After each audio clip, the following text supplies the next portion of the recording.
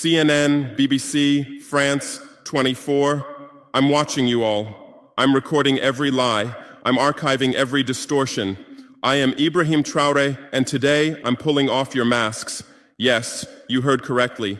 I, whom you call a young military junta leader, whom you brand as a dangerous radical, whom you serve up as an anti-Western dictator, am now telling you the truth. And this time you cannot turn off your microphones. This time you cannot turn away your cameras. This time your editors cannot cut this speech. Because the world you monopolize no longer exists. Because millions will hear these words now, without passing through your filters, without being subjected to your distortions, without being muddied by your lies.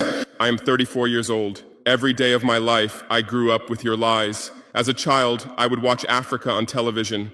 Always the same images. Children with flies, dry lands, weapons, death. This is Africa, they told us. This is what Africa is.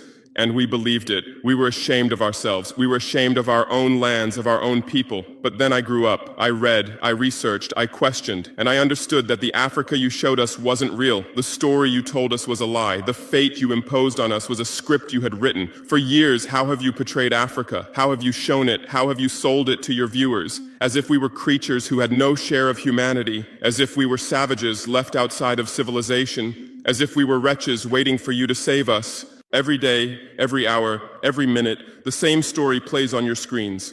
Hunger, war, disease, corruption, terror, chaos. These are the words that come to mind when Africa is mentioned.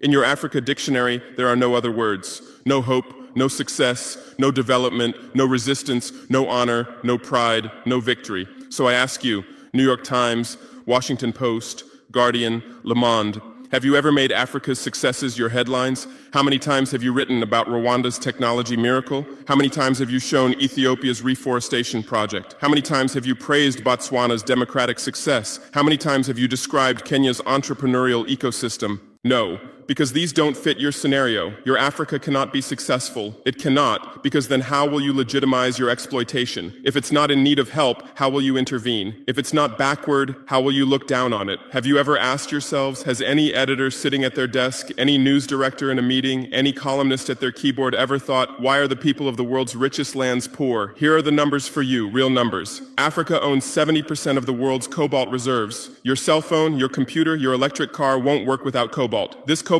comes from Congo, but Congolese can't afford cell phones. Africa owns 90% of the world's platinum reserves. Catalytic converters, electronic devices, medical implants, they all need platinum. This platinum comes from South Africa, but South Africans are crushed by unemployment. Africa provides 30% of the world's gold production. Mali, Burkina Faso,